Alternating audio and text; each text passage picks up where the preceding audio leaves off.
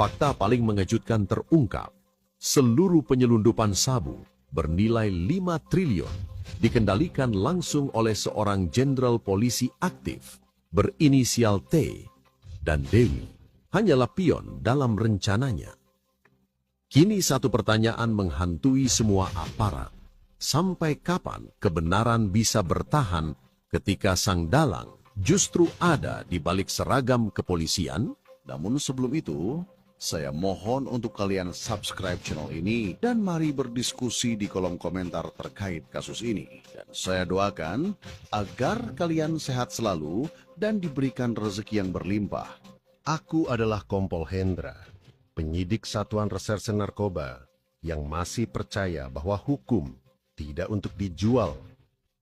Aku masih ingat betul momen ketika Dewi Astuti digiring masuk ke ruang interogasi BNN setelah proses ekstradisinya dari Kamboja. Semua kamera media menyorotnya. Semua orang menyebut operasi ini sebagai kemenangan besar negara. Tapi aku tidak sedang merayakan. Ada sesuatu yang salah sejak awal. Sesuatu yang tidak terlihat oleh siapapun, kecuali aku.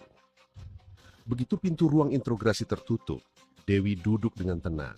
Tidak ada kepanikan, tidak ada rasa takut, tidak ada penyesalan. Seseorang yang baru saja tertangkap sebagai pengendali sabu senilai 5 triliun rupiah seharusnya tidak setenang ini. Senyum kecilnya justru menghantui pikiranku. Aku sudah siap, Kompol Hendra, katanya sambil menatap tepat ke mataku. Aku tahu, cepat atau lambat, ini terjadi. Biasanya tersangka besar memohon pengampunan, menangis, atau menyangkal semua tuduhan. Dewi tidak. Ia seperti seseorang yang sudah membaca akhir buku sebelum halaman pertamanya dibuka. Itu membuatku gelisah. Aku membuka berkas ringkas, penyelundupan sabu 2 ton di perairan Karimun, jaringan Asia Tenggara sampai Amerika Latin, lebih dari 100 WNI yang direkrut, nilai mencapai 5 triliun rupiah. Semua orang menganggapnya dalang, pusat operasi, otak kejahatan. Tapi Dewi menggeleng ketika aku menyebutnya begitu. Aku bukan dalangnya, Kompol. Aku hanya menjalankan tugas. Ucapnya lirih namun tegas.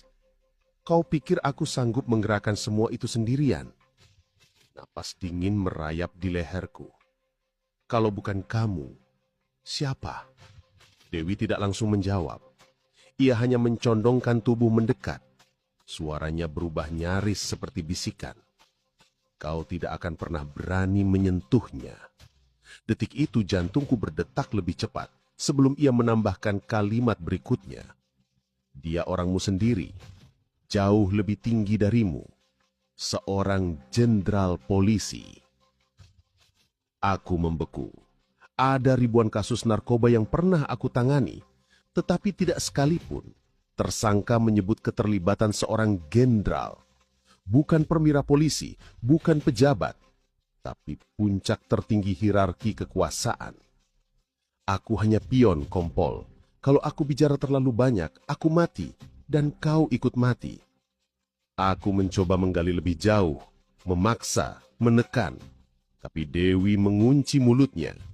Ia hanya memberi satu petunjuk tambahan sebelum penjagaan datang mengambilnya. Inisialnya satu huruf, T. Sejak saat itu ruangan terasa seperti ruang eksekusi. Terdengar ketukan pintu, dan seorang penyidik senior masuk sambil membawa surat perintah. Aku dipotong, interogasi dihentikan sepihak, Dewi langsung dibawa pergi ke sel dengan alasan keamanan. Aku belum sempat menutup map ketika salah satu atasan menyentuh bahuku dan berbisik tanpa emosi. Jangan diteruskan. Fokus pada penyidikan ringan. Jangan mengutak-ngatik yang bukan wilayahmu. Nada suaranya bukan arahan, tapi ancaman terselubung. Aku keluar ruangan dengan kepala penuh fakta yang tidak boleh diucapkan. Semua media masih menulis judul besar, Ratu Narkoba Internasional berhasil ditangkap. Semua polisi lain saling menepuk punggung, seolah perang melawan narkoba sudah selesai. Tapi aku tahu kebenarannya, baru saja mulai. Dewi hanyalah pion, Dan jauh di dalam institusi tempat aku bersumpah membela kebenaran, ada seorang jenderal polisi yang menjadi bandar narkoba terbesar negeri.